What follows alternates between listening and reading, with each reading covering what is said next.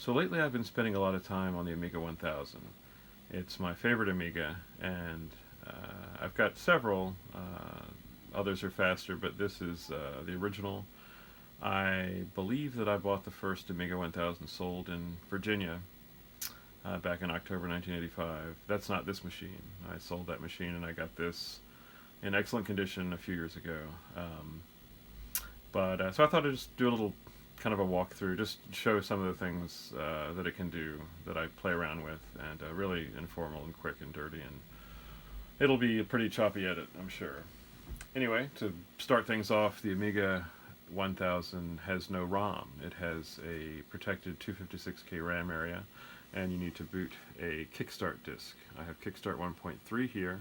I have 1.2, 1.1, 1.0 in the bin there, and those are good for some very early apps and games that won't work under the latest 1.3 for the original, the OCS, ECS original chipset hardware. So I'll put in the Kickstart, turn it on. Well, let's let it ask. It powers up with nothing in its mind.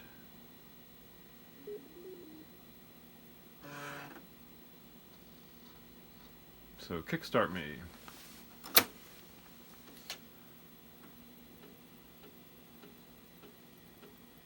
Once you boot the machine with the Kickstart, after it's been powered on, it's then protected by the system. Nothing can violate it. And so you do not ever have to do it again until you power it off. Now it wants the workbench, which is either the standard system disk or any game or boot floppy, whatever the case.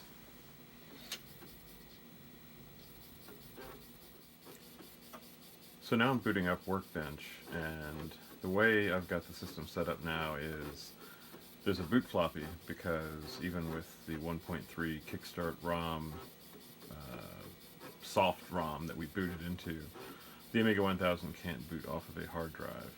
So I've modified pretty heavily a Workbench setups that boots and loads some standard initial portions of the system, and then grabs the time off the attached SCSI controller clock calendar, and then it shifts all the system directories, their paths over to the hard drive, which has a superset of the Workbench contents.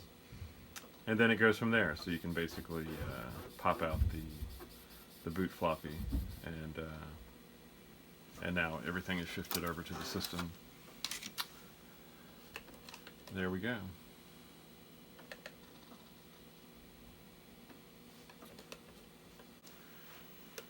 Let's take a look at some demos.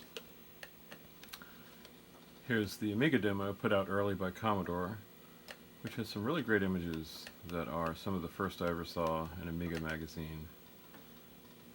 Upcoming articles back in '85. Some really great images.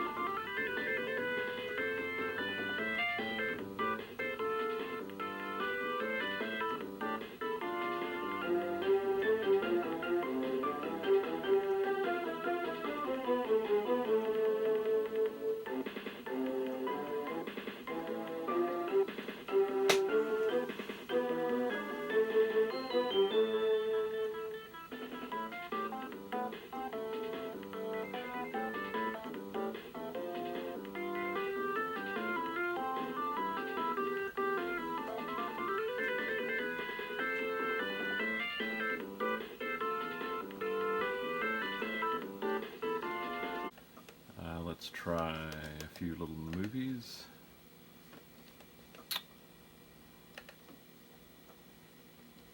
These are sculpt 3D rendered 3D scenes.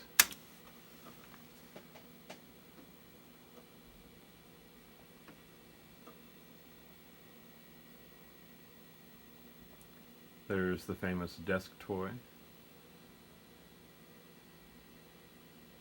ray traced and repeating.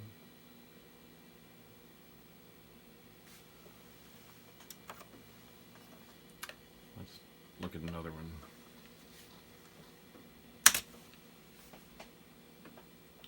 A little simpler animation here. Rocking chair. I'm surprised there's not a demo of a rotating rubber duck. That seems to be the standard. Oh no, actually it's teapot, I think, is more common when you're showing off 3D render software. This isn't so much rendered as a wireframe animation.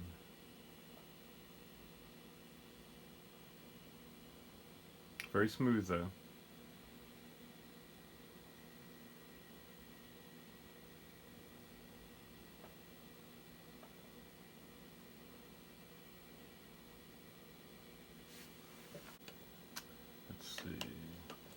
Colorful.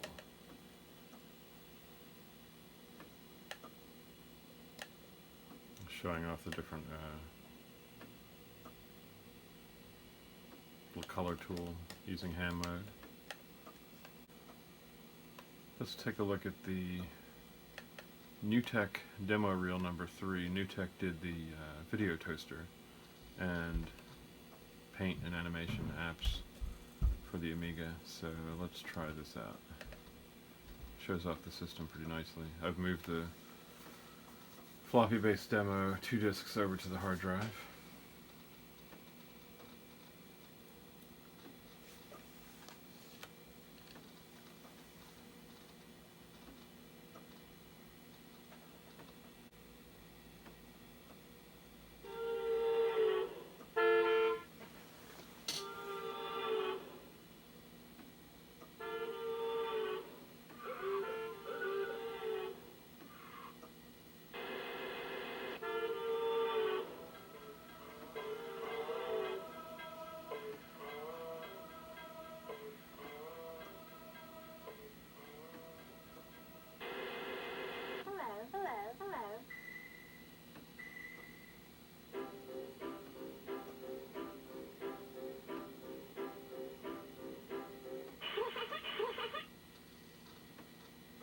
NewTek. Hello, hello, hello. Hello.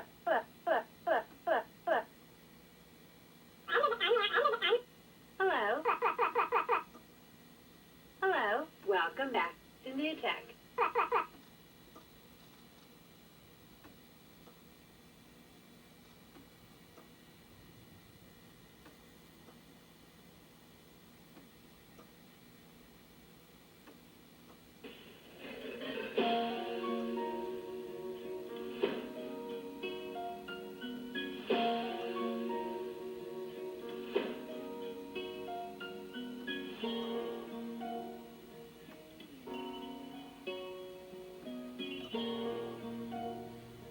These are demoing the dynamic ham mode, or sliced ham, which basically is the 6-bit plain ham mode, but every scan line, the 16 base colors are reinitialized, so it's way cleaner than typical artifacty ham mode,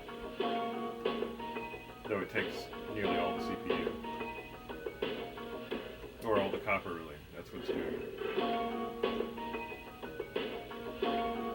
Really clean though. I don't see any artifacts there, any fringing.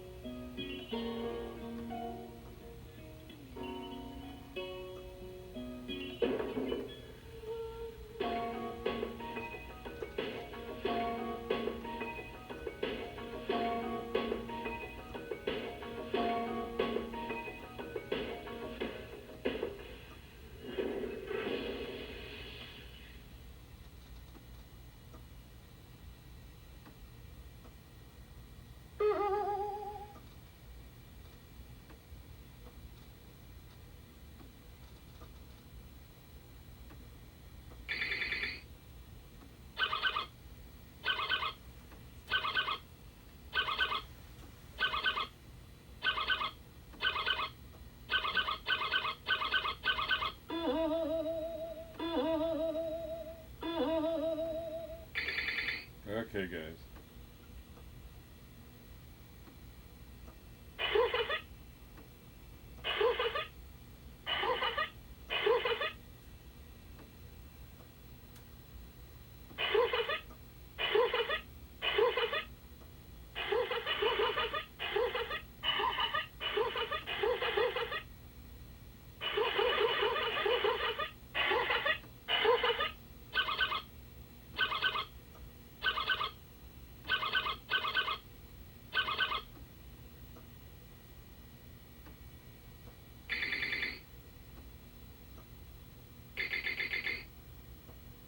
Open the pod bay doors, Hal. Open the pod bay doors, Hal.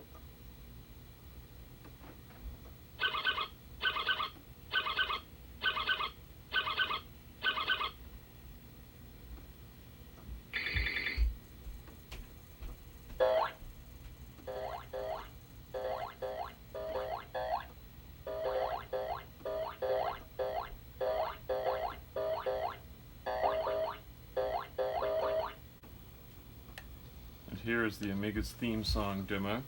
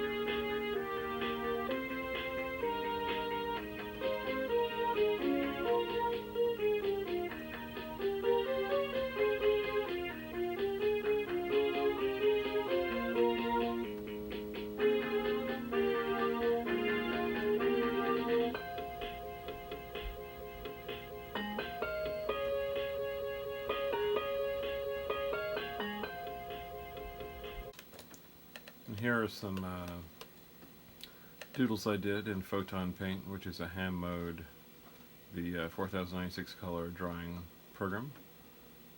And I was just fiddling around with this the other day, and easy to bring out the colors. Let's load up a different one.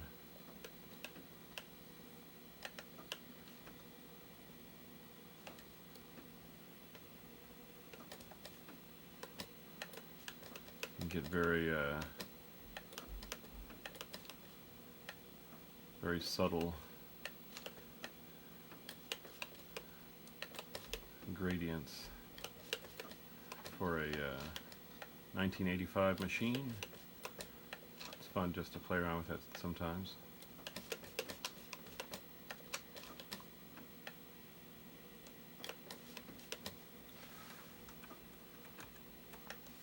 multitask, even with the wonky graphics mode back there.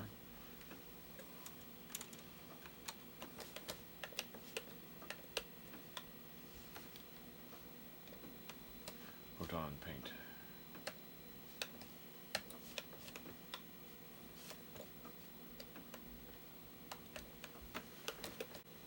I thought this was pretty slick.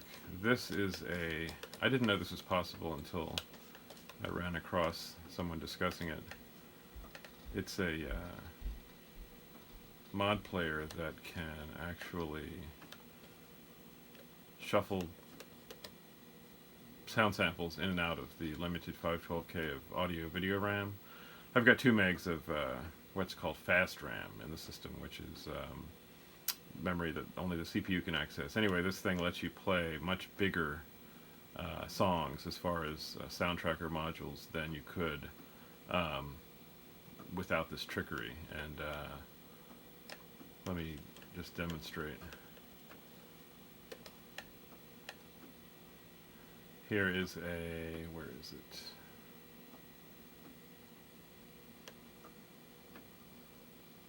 Which one has, let's try, here's almost an 800K file. I think this uses like 10 voices, 10 tracks, and the Amiga has 4 hardware channels.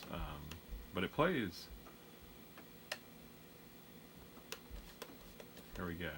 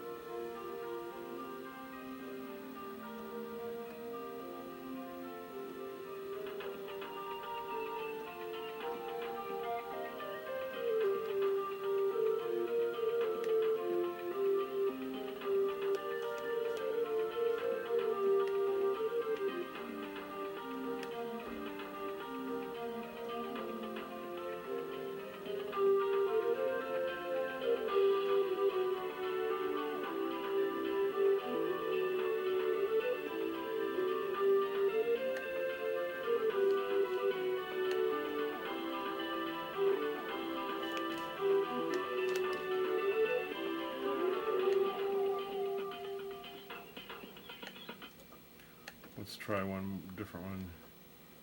Guitar Slinger. 4-voice mod, but 400K in size.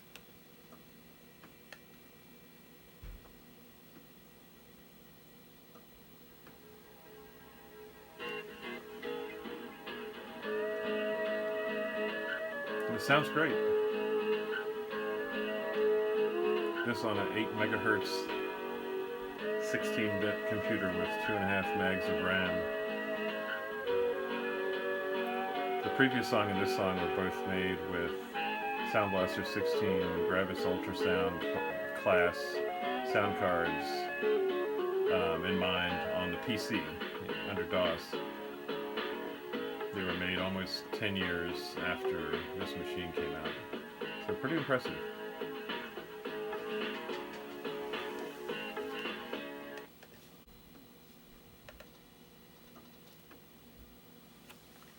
Here's a slideshow of some regular ham images from an early version of DigiView video digitizer.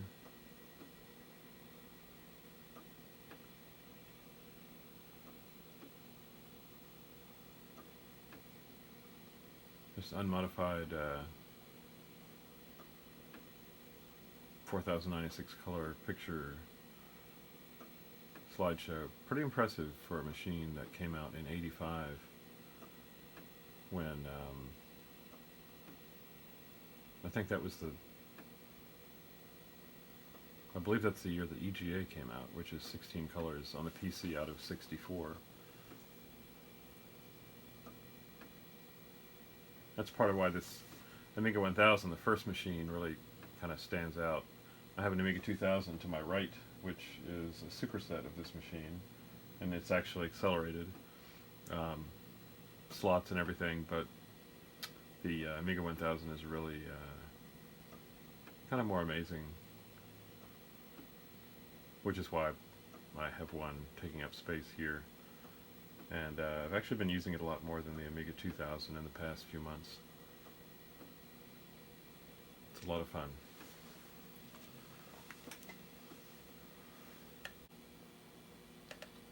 So now I'll go into a terminal program and log on to a BBS.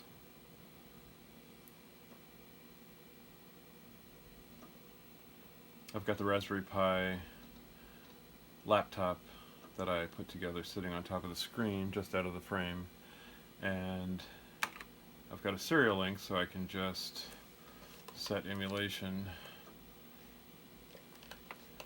and just get on board.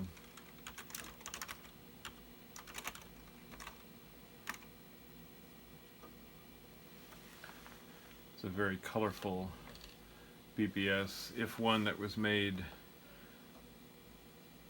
with maybe faster than a 9600 baud connection in mind.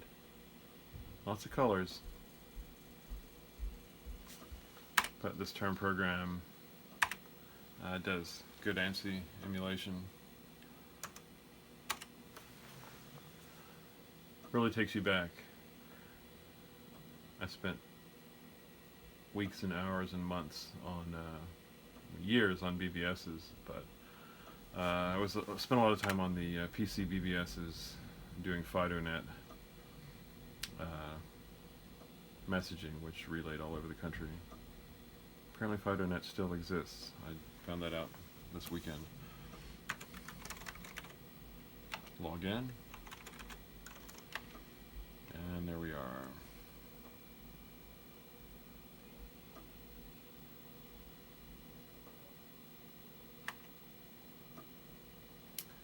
Yeah, very, definitely in want of a faster connection, but it's, most of the BBSs I try are not nearly this heavy. I guess I hit this one because it's a little more interesting to look at.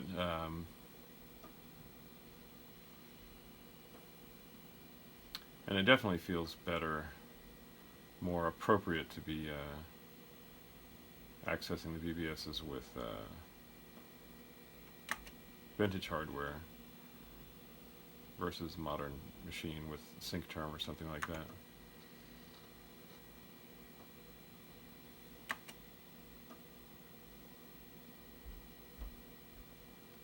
Yeah, I was emailing the sysop. He breaks in a lot in chats. I'm surprised he hasn't broken in here yet. Anyway, so there we are.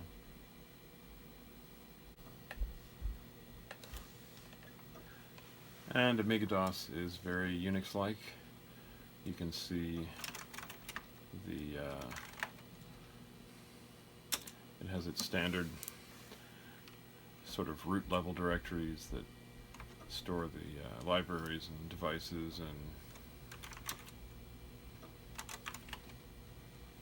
various commands.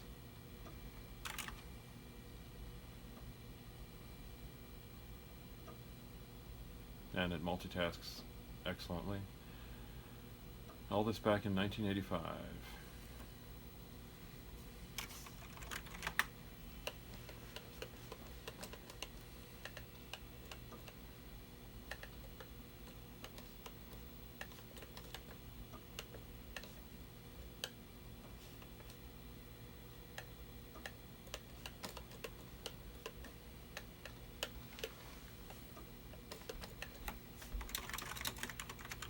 I am the Amiga. There you go. I spent a few days in Amiga Logo doing a project, a competition item for retro battle stations. I'll just run a demo. I don't know which of the files I wrote is the one that actually functions.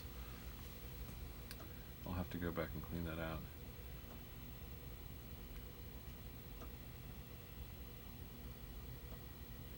Just some basic turtle graphics.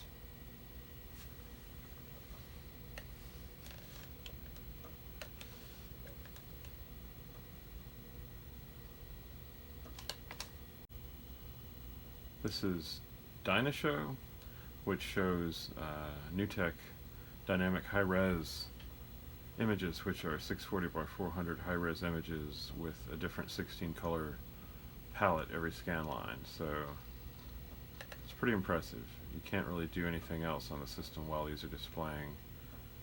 Similar to the Apple IIgs 3200 color approach. And yeah, it's shockingly clear for, again, a 1985 machine. Here it's 640 by 400, but it's overscanned, so it's more like, 700 by 450, and it's got 16 colors reassigned every scan line. Quite impressive.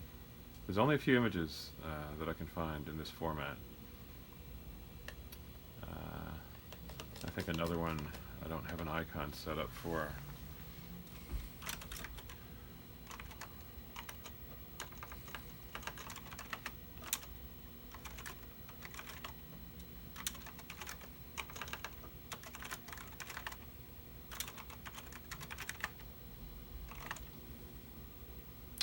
There it is.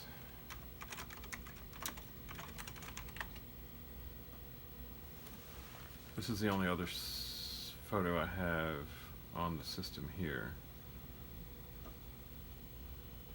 And it's Burt Reynolds. A little too much detail on his face there, actually. Anyway.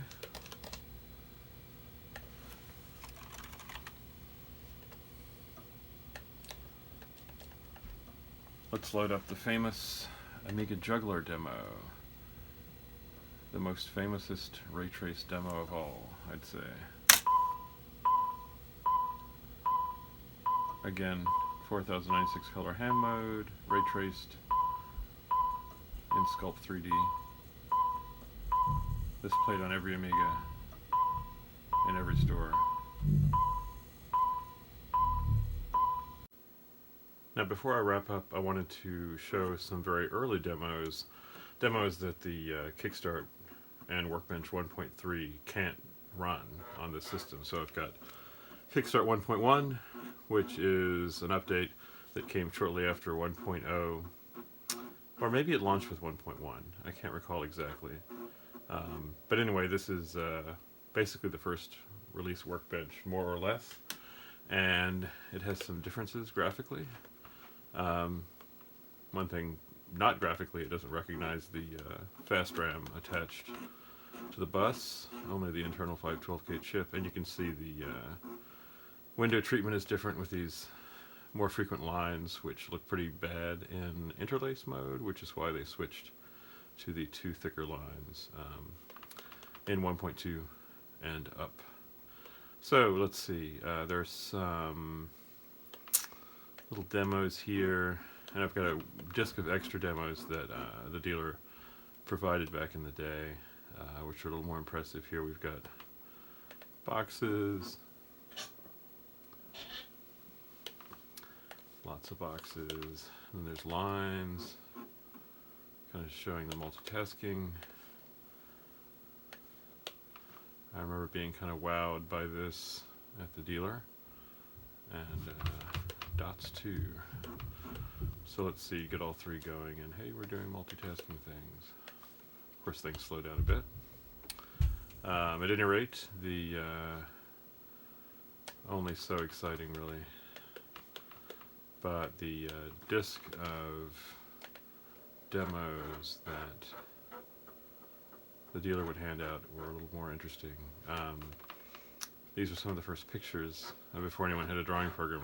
Early purchasers, they had some pictures bundled on this disk, and let's go through them. These won't show, these programs won't run on the Workbench I was just loaded into.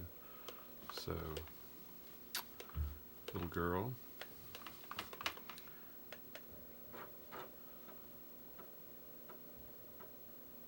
Temple.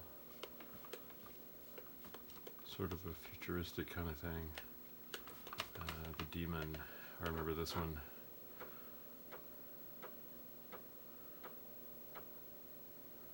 Kind of a dominatrix sort of thing going on there. And then there is the, this used to blow me away.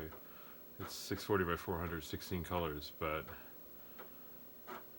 I'd never seen anything like a computer that could generate 400 lines of resolution. So it was just kind of crazy, interlaced. Doesn't look so magical now, but it was insane looking at this back in the day. Okay, and there were some animations.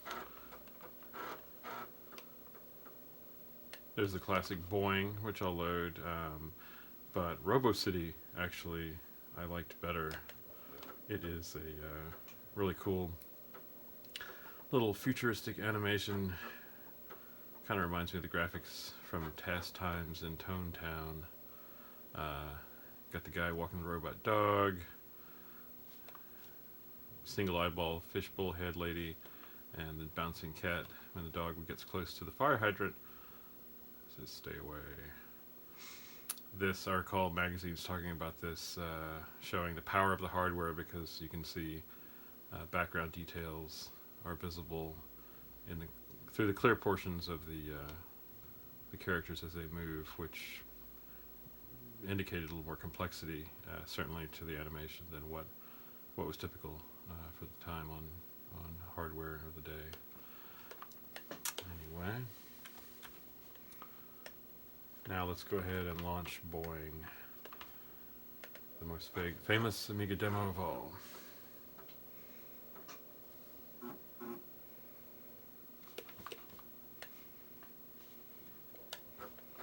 It's loading still.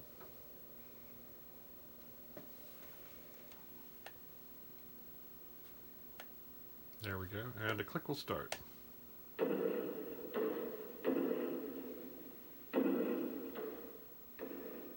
And that goes left-right stereo, panning across. If you had 2 ears and were listening to this, very cool.